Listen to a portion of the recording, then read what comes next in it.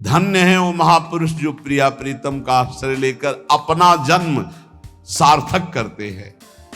और जो भगवत ऋषि जी कहते हैं, भगवत रसिक संग बिनु, जिनको संग मिला है, चाहे वो माता पिता का संग हो, चाहे मित्र का संग हो, चाहे गुरु का संग हो।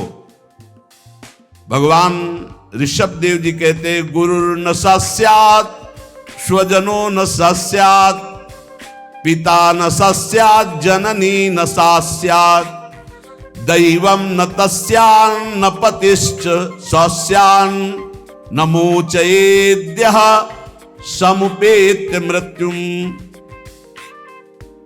भगवान ऋषभ देव जी कहते हैं कि जो हमको इस मायामयी मृत्यु के फांसी से छुड़ा देता है वही गुरु है, नहीं वो गुरु नहीं है।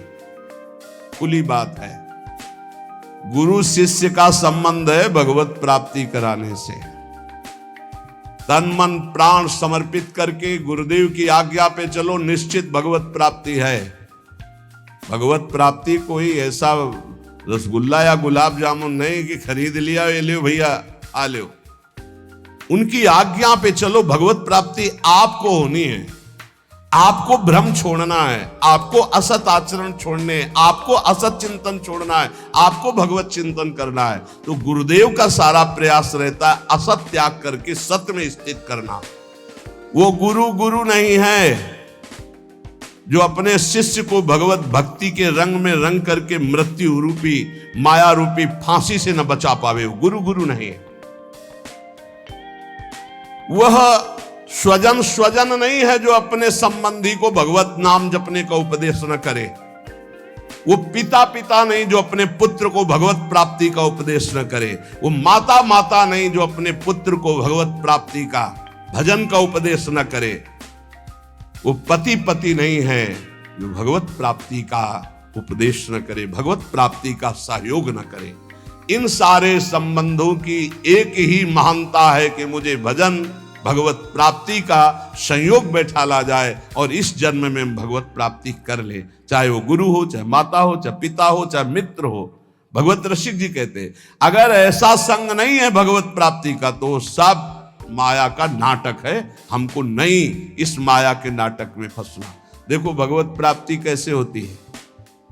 आपने एक जगह मान लिया कि हम सब बात तो टाल सकते हैं, अपने गुरु की बात नहीं टाल सकते।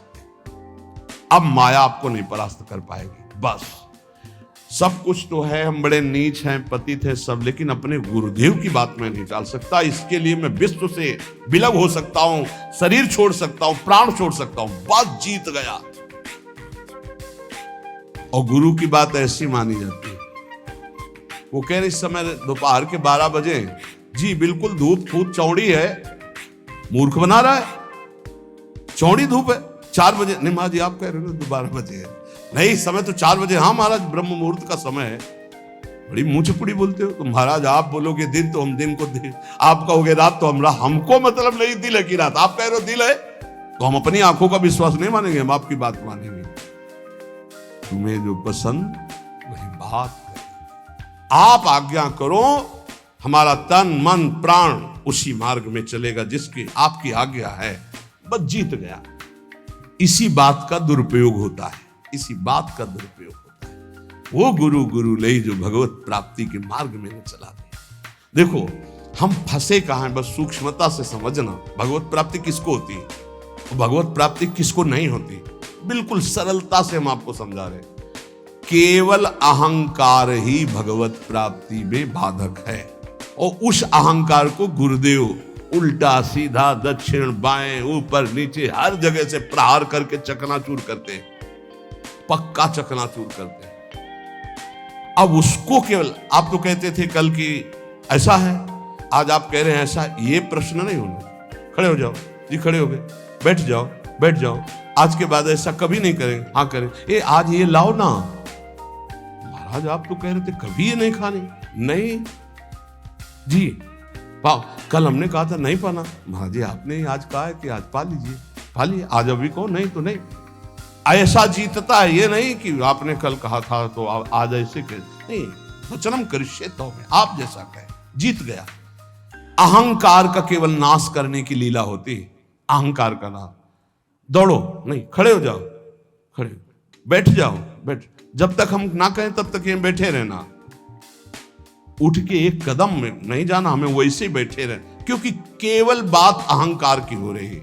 इस अहंकार का मर्दन केवल गुरु कृपा से होता है। और जब देखते ना कि ये तो अहंकार को संभाले हुए, तब फिर वो दुलार करने लगते हैं। अच्छा, तो ऐसे से बहुत घाटा है, गुरुदेव हमें कभी दुलार ना करें, वो सदैव हमारे ऊपर शासन वृत्ति से रहे, उनको कभी ऐसा ना लगने पावे कि अगर हम तो अवहेलना करके हम चले। ये कभी एक साधक कह रहे थे कि हमें सबसे बड़ा दुख तब होता है जब आप विनय पूर्वक कोई बात हमसे कहते हैं, तब लगता है कि आज तक हमारी ऐसी वृत्ति अभी नहीं हो पाई कि गुरुदेव अपना मानकर हमको तू संबोधन करके बात करें। ऐसे बात, वो विनय पूर्वक बात करें, मतलब सम्मान पूर्वक। कहीं मेरे अंदर अहंकार है, कहीं मेरी भूख है। बोले बस ये मुझे पसंद नहीं आता जब आप विनय पूर्वक बात, कि मैं आपसे हाथ जोड़कर प्रार्थना करता हूँ, आप ऐसा, तब लगता है धिक्कार हमारे जीवन को। अभी तक मेरा अहंकार बकाया रह गया है,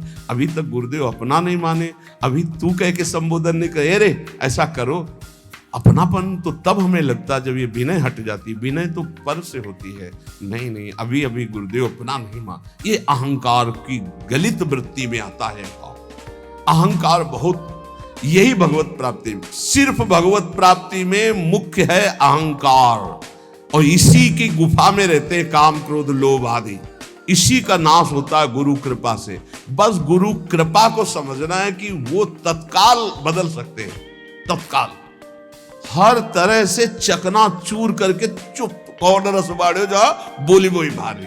ये केवल गुरु से ही होता है, ये हमने जीवन में देखा। केवल गुरु, एक जगह यार इतना रख लो, एक जगह इतना रख लो, वो जैसे चाहे वैसे, बिल्कुल एक जगह उनकी आज्ञा पे हो जाओ। अभी अभी अभी ये अहंकार गलित होना, ये केवल गुरु से गलित होता है। हमने अपने जीवन के अनुभव में देखा, केवल गुरु से गलित होता है अहंकार, किसी साधन से नहीं। गुरु वही है जो मृत्यु की फांसी से मुझे मुक्त करके भगवत साक्षात्कार करा, वही माता, वही पिता, वही संबंधी है।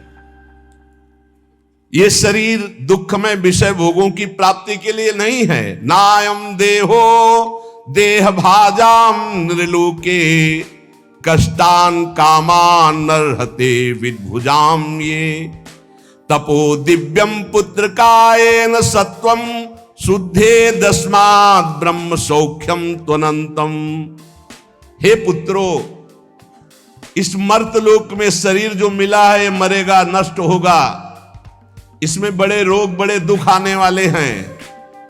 ये विषय भोगों के लिए नहीं मिला है, ये विष्ठा भोजी सुकर कुकर आदि को ये सब सुख प्राप्त है सांसारिक। इस शरीर को दिव्य भजन के द्वारा भगवत प्राप्ति कर लो, इसलिए मिला मानव देह। तपस्या के द्वारा अंतःकरण को शुद्ध करो। तपस्या कौन? जो हमारे अंदर काम क्रोध लोभ आ रहे हैं उनको जो हम चुपचाप सह रहे हैं, ये तपस्या है। इस शरीर को तपो दिव्यम पुत्रकायेन सत्वम शुद्धे दस्मात् ब्रह्म सौख्यम त्वनंतम। तपस्या के द्वारा अंतःकरण पवित्र करके भगवत प्राप्ति करो। तपस्या कौन? जो हम 2 बजे से जग रहे हैं, सब आराम से खा पी के सो रहे हैं, आप जग रहे हैं, अब आपका 10 बजे तक दिनचर्या चल रही है, कुछ थोड़ा सा जलपान, फिर भजन साधन, अपना रात दिन लगे हुए, काम क्रोध आदि शत्रु आ रहे हैं, उनकी जलन सह रहे, ये तपस्या है। ये क्या करेगा? अंतःकरण को पवित्र कर देगा। इस शरीर से अनंत भगवदानंद की प्राप्ति होती है, अनंत भगवदानंद की। शास्त्रों ने बताया है, महत्सेवाम द्वारमाहुर विमुक्ते स्तमो द्वारम योषिताम संग संगम। यदि संत महापुरुषों का संग मिल जाए तो मोक्ष का खुला हुआ द्वार है, और यदि कामी पुरुष का संग मिल जाए, कामिनी में आसक्त, नाना प्रकार के भोगों में आसक्त, तो बोले नरक की सर्टिफिकेट है पक्का। संग से ही उत्तम गति होती है, उस संग से ही निम्न गति की प्राप्ति होती है। महत्सेवाम तो द्वार माहुर विमुक्ते, संतों की सेवा, संतों का संग, संतों की आज्ञा का पालन, तो मोक्ष पदवी, भगवदानंद। और विषयी पुरुषों का संग, विषय सेवन, तो कह रहे तमो द्वारम योसिताम संग संगम, ऐसे कामी नीच पुरुषों का संग नरक प्रदान करता है। कसम देने की जरूरत नहीं, ऐसे पुरुषों का तो संग ही नहीं करना चाहिए। वो कहते हैं हमारी दोस्ती, अरे तिलांजलि देते तुम्हारी दोस्ती को, कभी मत आना, कभी मत बुलाना, कभी संग मत करना। नीच आचरणों में फंसाने वाले दोस्त नहीं दुश्मन होते हैं। किसी को नष्ट करना, उसको व्यसन दे दो, किसी को नष्ट करना, उसे भोगों में फंसा दो, नष्ट हो जाएगा अपने आप। तो नष्ट करने वाला दोस्त होता है कि दुश्मन होता है? ये बड़ा विचित्र माया का खेल है कि दुश्मन दोस्त बन करके आता है, हम उसे स्वीकार कर लेते हैं। तमो द्वारम योषिताम संग संगम, जो कामी पुरुष है, व्यसनी पुरुष है, व्यभिचारी पुरुष है, नाना प्रकार के कुमार्गगामी प्रवृत्तियों का, तो हमें कभी इन ऐसों का संग नहीं करना चाहिए। महांतस्ते समचित्ता प्रशांता विमन्यवः सुहृदा साधो, ये अब कहते हैं जिन महापुरुषों का संग मोक्ष का खुला हुआ द्वार है, वो कैसे होते हैं? तो बोले महांतस्ते समचित्ता, सब में अपने प्रभु को देखने वाले महात्मा को महापुरुष कहा गया है। वासुदेवा सर्वमिति स महात्मा सुदुर्लभा, सबके हृदय में एकमात्र भगवान विराजमान, समचित्ता और परम शांता, किसी भी द्वंद्व की स्थिति में अशांत न हो। और कह रहे हैं विमन्यवः, किसी भी स्थिति में क्रोध ना आने पावे, क्रोधहीन। और सुहृदा साधो, ये सबका हित चिंतन करने वाले, सदाचार परायण, उनको महापुरुष करते हैं। जो ऐसे महापुरुषों का संग करता है वो निश्चित भगवत प्राप्त हो जाता है। अब एक भगवत प्राप्ति का बिल्कुल सरल उपाय बता रहे हैं कि यदि आप जितेंद्री नहीं हैं, बड़े भजनानंदी नहीं हैं, आपका मन भगवान में निरंतर नहीं लगता है, तो तुम्हें हम बता रहे हैं कि तुम्हें भगवत प्राप्ति सहज में हो जाएगी। कैसे?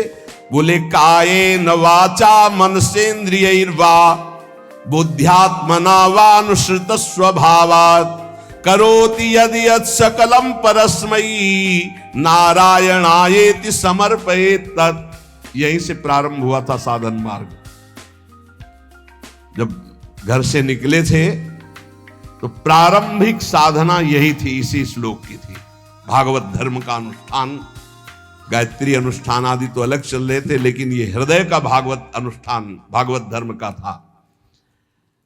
महापुरुषों ने, ऋषियों ने बहुत से मार्ग बताए भगवत प्राप्ति के, धर्म के। बड़े कठिन कठिन मार्ग हैं, लेकिन हम तुम्हें वो मार्ग बता रहे हैं। नवयोगेश्वर में जी कह रहे सुगम से सुगम उपाय, सब कोई कर सकता है, स्त्री पुरुष बालक सब कोई कर सकता है। ये भगवत प्राप्ति का बिना पढ़े लिखे वाला भी कर सकता है। भोले से भोले अज्ञानी मनुष्य सुगमता पूर्वक दिव्य गति प्राप्त करेंगे इस साधन से। इसका नाम है भागवत धर्म। इस मार्ग में, भागवत धर्म में बड़ी से बड़ी त्रुटि हो जाए तो भी पतन नहीं माना जाएगा। बड़ी महिमा इसकी है। देखो, अन्य साधनों में अगर त्रुटि हो गई, जैसे आप 20 वर्ष से ब्रह्मचर्य हैं और एक दिन व्यभिचारी बन गए तो 20 वर्ष का ब्रह्मचर्य का क्या, ऐसे हर साधन में है। लेकिन भागवत धर्म में, नाम जप में, इनमें यह सिद्धांत लागू नहीं होता। आप 20 बार नाम जप किए हैं, इसके बाद भ्रष्ट हैं, तो 20 बार नाम जप आपका, आपके कल्याण का कार्य करेगा। 19 नहीं होगा, वो 20 ही रहेगा। 21 से शुरू होगा जब आपका शुरू होगा। किसी ने कहा कि आप महाराज जी कहते हैं नाम जप से सारे पाप नष्ट हो जाते हैं, तो लोगों का उत्साह नहीं बढ़ेगा पाप कर्म करने में। तो आप ध्यान से सत्संग नहीं सुनते हैं, तब ऐसा प्रश्न आता है। जब कभी ऐसा वर्णन होता है कि तुम चाहे जितने पाप किए हो, नाम जप करने से सारे पाप नष्ट हो जाते, तो वहां एक जरूर बात हम कहते हैं, अब लो नसानी अब ना नसई हो। आज तक किया, लेकिन हे हरि, आज के बाद पाप नहीं करूंगा। तो हम वादा करते हैं, मेरे भगवान के वचन है, अहम त्वाम सर्व पापेभ्यो मोक्षयिष्यामि मा शुचा। और सूक्ष्म रूप से अगर आपने ध्यान से सुना हो कि अगर आज आप कहते हैं कि हे भगवान, मैं आपकी शरण में हूं, अब आज से मैं पाप बंद करके आपका नाम जप करूंगा, पक्का आप निष्पाप हो जाएंगे। लेकिन कल फिर पाप जानबूझकर करते हैं तो प्लस हो जाएगा पीछे का। ध्यान से सत्संग सुनोगे तो प्रश्न नहीं उठेगा। क्या नाम जापक का पापोत्साह बढ़ता है? जप करके तो देख, प्रश्न करने की जरूरत नहीं। नाम जप करके देख। हम कहते हैं नाम ही एक ऐसा है जो सर्व पाप प्रणाशनम। और देखो, ये तो हम कह रहे हैं, लेकिन इतने में से जितने बैठे हो हमें बताना कि एकदम ब्रेक मार के हमें दिखा दो कोई कि आज से भीष्म प्रतिज्ञा है और निर्वाह करके दिखा दो। ये तो कृपालु भगवान है, कह रहे हो, हम भी कह रहे हैं कि आज से हम पाप नहीं करेंगे। लेकिन हो सकता है कि ब्रेक मारते मारते गाड़ी बीता दो बीता आगे खिसल जाए, वो ब्रेक मानी जाएगी, ब्रेक ही मानी जाएगी कि देख लो पहिया नहीं चला है, पर ब्रेक मारी खिसक गया एक बीता, उतने में घटना घट गई। तो जनयो गुण प्रभु मान न काऊ, दीन बंधु अति मृदुल स्वभाव। अब मन रहा है विषयी पापात्मा, ब्रक मारते मारते कोई गलती बन गई तो राहत न प्रभु चित चूक किए की, करत सुरत सय बार हिए। ये उसकी बात कह रहे जिसने ब्रक मारी पर चूक हो गई, ये उसकी नहीं कह रहे जो सुन के चूक करेगा।